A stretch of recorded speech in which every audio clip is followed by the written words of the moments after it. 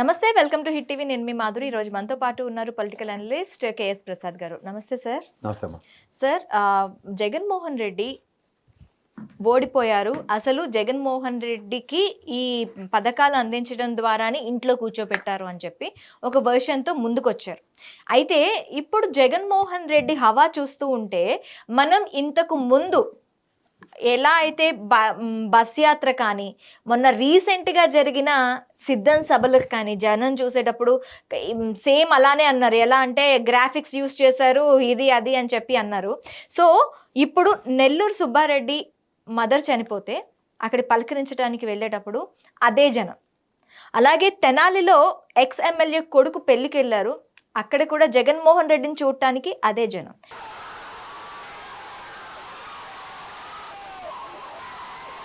ఇప్పుడు మేము మా పరిపాలన సుపరిపాలనగా మేము అందిస్తున్నాము, మేము అందించబోతున్నాము అని చెప్పినందుకు మాకు ఓట్లేశారు అన్న చంద్రబాబు నాయుడు బస్ యాత్రకి తణుకు వెళ్తే ఒక పిట్ట కూడా అక్కడికి వెళ్ళని పరిస్థితి.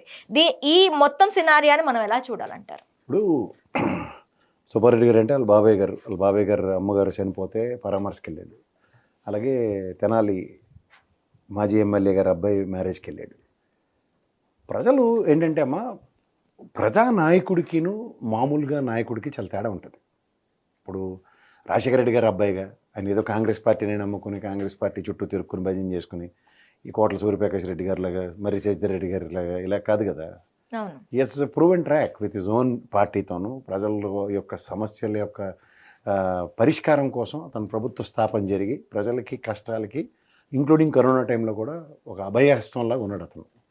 సో కష్టం నిష్ఠూరం గెలిపోవటంలో సర్వసాధారణం. అలాంటిది అతనికి 11 స్థానాలకు పరిమితం చేసిన దగ్గర నుంచి అతను ప్రజల్లోకి ఎప్పుడైతే వస్తున్నాడో ప్రజా ప్రతిస్పందన ఎలా ఉందంటే కృతజ్ఞతని నేను చెప్పలేను. ఎందుకంటే కృతజ్ఞత చాటుకుంటే ఓట్లేస్తారు. అవును, ఎందుకు మనకు ఎలక్షన్ అయిపోయింది కాబట్టి. ఇప్పుడు సిద్ధం సభల్లోనూ అట్లా జనాలంటే అది ఎలక్షన్స్ ముందు వాటి గురించి ఓకే. కానీ ఒక రెసిప్రొకేటివ్ యాటిట్యూడ్కి కృతజ్ఞత యాడ్ అయితే ఎలా ఉంటుందన్నది ఇప్పుడు జనాల యొక్క స్పందన. ఓకే, అంటే ఎలా అంటే కష్టం తెలిసింది వాళ్ళకి. ఈ 10 నెలల టెన్యూర్లో మీరుంటే మాకు ఇలా ఉండకపోయిందును, అట్లీస్ట్ ఏదో 4 రూపాయల చేతిలో ఉండుందును, ఏదో విధంగా మాకు. ఎందుకంటే 40 లక్షల పైచీలకు ఉద్యోగ కల్పన జరిగింది. అవును, అండ్ ప్రైవేట్ పబ్లిక్ సెక్టర్స్లో. అది కాక ప్రజలకి నిరంతరం జేబులో డబ్బులు ఉన్నాయి. ఎవడ పని ఆడు చేసుకుంటే అమ్మఒడి 15,000 రూపాయలు ఆడికి యాడెడ్ ఫిగరే కదా వాళ్ళ ఫ్యామిలీకి. అట్లా మీరు ఏ పథకం తీసుకున్నా ఆడపిల్లలకి ఇచ్చేది 15,000, 1,500 అని ఇప్పుడు వీళ్ళు కథలు చెప్తున్నారు. ఆయన 3 విడతల్లో 15,000 చొప్పున ఇచ్చాడు. 45,000 అగ్రిగేట్ని ఒక్కొక్క ఫ్యామిలీ. ఎంత చూసుకున్నా ఈ సంక్షేమ పథకాల్లో నాట్ లెస్ దెన్ ₹1,00,000 పైచీలకి ఒక్కొక్క కుటుంబానికి అందే. సో ఇవన్నీ కృతజ్ఞత ఉన్నప్పుడు ఏమవుతుందంటే అట్లీస్ట్ ఇప్పుడైనా మనం సంఘీభావం ప్రకటించకపోతే బయటకు వచ్చి ఏదో మీరు కూర్చున్నారు ఇంట్లోనే అందరూ అబాండాలు వేసిన దగ్గర మీరు ఇంట్లో కూర్చుంటే మాకు ఎంత పని అయింది. అందరూ అవహేళన చేసింది ఏంటి, బటన్ నొక్కేసాడు. మరి ఈ బటన్ ఎందుకు నొక్కలేకపోతారు? ఆయన చంద్రబాబు నాయుడు గారు చెప్పారు మూలంలో ఉన్న ముసలమ్మ కూడా నొక్కేస్తుంది బటన్ అని. మరి నొక్కమను. మరి దేనికి చచ్చిపోతుంటారు నొక్కలేక? చేతులు ఏం పడిపోలే కదా ఒక్కొక్కడికి, టకటక నొక్కాలి కదా. 10 నెలలు అయింది. అలాగే రైతుల సమస్యలు, విద్యుత్ సమస్యలు, ప్రజలు నిరంతరంగా నిత్యావసర వస్తువులతో సతమతం అవుతున్న ధరలు, అలాగే రిజిస్ట్రేషన్ ఛార్జెస్ పెంచేసి, స్టాంప్ డ్యూటీలు పెంచేసి ఇష్టం ఉన్నట్టు చేస్తుంటే ప్రజల యొక్క ఆక్రందన ఎవరికి చెప్పుకోవాలి? ఈయనకి అపోజిషన్ స్టేటస్ ఇచ్చింటే లోపలికి వెళ్ళి గట్టిగా మాట్లాడి ఉంది. ఇప్పుడు ఎటు కాని పరిస్థితుల్లో ఆయన బయటకు వచ్చినప్పుడు వీళ్ళ కడుపులో ఉన్న బడబాగిని ఒక అతను అయితే నెల్లూరులో దేవుడయా నువ్వు దేవుడు అయ్యా అని మాట్లాడుతున్నాడు. అంటే వీళ్ళకి ఎలా ఉందంటే ఇన్స్టెంట్ సొల్యూషన్ ఏమైనా దొరుకుతుందేమో అన్నట్టు బాధ ఎక్కువ కనబడుతుంది. కానీ ఇది ప్రజాస్వామ్యం. ఇంకో 4 ఏళ్ళ 2 నెలల పాటు భరించవలసిందే. కానీ అతనిలో ఉన్న డైమెన్షన్స్ ఏంటంటే ఇంకొక ఆశ్చర్యం కలిగించే విషయం ఏంటి అంటే మనకి జగన్మోహన్ రెడ్డి ఒక అంటే టీడీపీ దీంట్లో జరుగుతున్నప్పుడు, ఒక టీడీపీ సభ జరుగుతూ ఉన్నప్పుడు ఆ సభలో జగన్మోహన్ రెడ్డి అక్కడ మాజీ ఎమ్మెల్యే పేరెత్తంగానే టీడీపీ సభలో ఒక్కసారిగా జనం ప్రతిస్పందన విన్నాం మనం. ఇప్పుడు మొన్న జగన్ గారు చెప్తా ఉన్నాడు, మాజీ ముఖ్యమంత్రి గారు,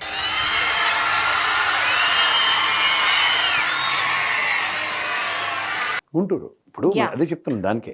ఇప్పుడు జగన్మోహన్ రెడ్డి అనే వ్యక్తి చాలా షార్ట్ డిస్టెన్స్ కూడా హెలికాప్టర్లో వెళ్తాడు, ఇలాంటివన్నీ మాడారు కదా. అవును, ఇలా ఉంటే ఎక్కడికి వెళ్ళగలడు ఆయన? ఎప్పటికి వెళ్ళగలడు? నాయకుడు ఇంట్లో కూర్చుని పనిచేస్తే ఏమైందో చూశారు. ఇప్పుడు ఏంటంటే బయట తిరిగి గాబరా పడితే తణుకు వెళ్ళారు చంద్రబాబు నాయుడు గారు ఉమ్, ముఖ్యమంత్రి హోదాలో. ఏరి పెట్ట మనిషి లేడు. వాళ్ళ కార్యకర్తలు బయటికి రాలేకపోతున్నారు. ఎందుకంటే because they knows pretty well. Um, ఇప్పుడు 6 ప్రామిసెస్ ఏవైతే ఉన్నాయో డెలివరబుల్స్ ఉమ్, దగ్గర 78,000 కోట్ల పైచీలుక శాంక్షన్ చేయాలి బడ్జెట్లో. ఉమ్, ఈడ్స్ కొడితే 17,000 కోట్లు శాంక్షన్ చేశారు. ఆ డిస్పారిటీ ఇప్పుడు తప్పించుకోవచ్చు ఇవాళ రేపు ఎక్స్క్యూజ్ అని బడ్జెట్లో బడ్జెట్ అయిపోయిన తర్వాత కూడా ప్రజలకు అర్థం అవుతుంది కదా. ఉమ్. వాళ్ళ పార్టీ వాళ్ళైనా బయట పార్టీ వాళ్ళైనా ఏదైనా సరే ఆ ప్రక్షణ ఎవరు అడ్రస్ చేస్తారు? అంటే ఇక్కడ మనకి ప్రజలకి జగన్మోహన్ రెడ్డికి మధ్యలో ఒక ల్యాక్ ఏర్పడింది ఎలక్షన్ ముందు అని మనం భావించవచ్చా?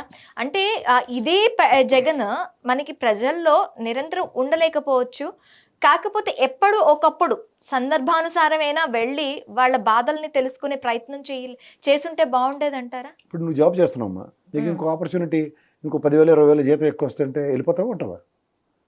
అభ్యస్గా వెళ్తావు కదా. అట్లాగే ప్రజలు కూడా ఇప్పుడు ఇతనితో 3,000 పెన్షను, ఉమ్, నేను నిదానంగా 500 6 నెలల తర్వాత 2 సంవత్సరాల తర్వాత ఇస్తాను అలా చెప్పాడు ఆయన. ఉమ్, వీళ్ళేంటి 4,000 రూపాయలు డైరెక్ట్గా ఇచ్చేస్తామని చెప్పారు. ఉమ్, ప్రజలకు ఎలా ఉంటుంది అట్రాక్షన్? ఇన్స్టెంట్ రియాక్టివ్ మోడే కదా. అవును. మనం జాబ్ ఎత్తుక్కోవడానికైనా కొత్తడు ఎక్కువ డబ్బులు ఇస్తారంటే ఎలా పోతామో ప్రజలు కూడా అలాగే పోయారు. ఉమ్, ఉమ్, పెన్షన్ విషయంలో కానీ మిగిలిన ఏమైనా సరే చాలా పెప్పేగా ఉన్నాయి. ఉమ్, ఇంట్లో ఉన్న ఆడపిల్లలందరికీ ఒక్కొక్కరికి 15,000 అన్నారు అనుకోండి, ఎలా ఉంటుంది? వినడానికి బాగుంది కదా. బాగుంది. నిరుద్యోగులకు 3,000 భృతి. లాస్ట్ టైం అంటే ఓడగొట్టం కదరా, బుద్ధి వచ్చింది, గ్యారంటీకి ఇచ్చేస్తారు అనుకుని వాళ్ళ భ్రమలో ఉన్నారు. ఓకే. కానీ వెనక్కి ఇప్పుడు జగన్మోహన్ రెడ్డితో ఉన్న ప్రాబ్లం ఏంటంటే ఆయన చేసి చెప్పలే ప్రజలకి. నేను 40 లక్షల పైచీలకు ఉద్యోగాలు ఇచ్చారని చెప్పలే. అప్పుడు ఏం కంపారిజన్ వస్తుంది కదా. ఇప్పుడు ఆయన మేనిఫెస్టోలో చూపించాడు.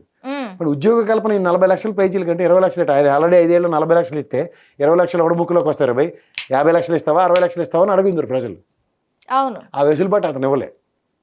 చేసింది ఎక్కడ చెప్పుకునే ప్రయత్నం ఫస్ట్ చేయలేదు చేసింది జగన్మోహన్ రెడ్డి. చెప్పుకోలే. ఓకే. రెండోది ఏంటంటే ఆయన మేనిఫెస్టో కంపేర్ చేసుకుని ఉన్నాడు ఎక్కువ టైం. ఉమ్, దీనికే నాకు ఎంత కష్టం ఉంది, వీళ్ళు ఇవ్వడానికి ఎంత కష్టం అవుతుంది, ఎక్సెస్ అమౌంట్ ఇవ్వాలి, ఎక్కడి నుంచి తెస్తారు, తేలేరు అని ప్రజల్ని కన్విన్స్ చేద్దామని చూశాడు. వీళ్ళు ఎప్పుడు కన్విన్స్ అవ్వాలి?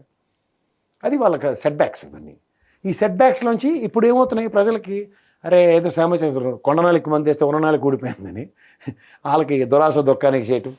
ఇవన్నీ చిన్నప్పుడు చదివిన కథలు ఉంటాయి కదా, ఉమ్, ఉమ్, నాన్న పులి కథ. ఇలాంటివన్నీ చదివిన తర్వాత ఏమవుతుంది?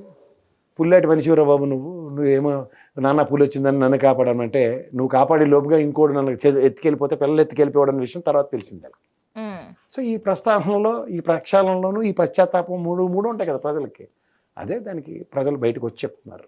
ఓకే. చెప్తున్నప్పుడు ఏమవుతుందంటే ఇతను ప్రయత్నం ఇతను చేయాలి. ఇంకా 4 ఏళ్ళు ఇంకా కంటిన్యూగా వాళ్ళని ఇలాగే వాళ్ళ హృదయాలను గెలుచుకుంటూ ప్రజల్లో మమేకమై, ముఖ్యంగా అతను ప్రజానాయకుడు. ప్రజల్లోంచి వచ్చిన ఏ నాయకుడికైనా, వాళ్ళు రాజశేఖర రెడ్డి గారు చూడండి, వైజాగ్లో ఆ స్టేడియంకి ఆయన పేరు తీసేశారు. ఏమవుతుంది?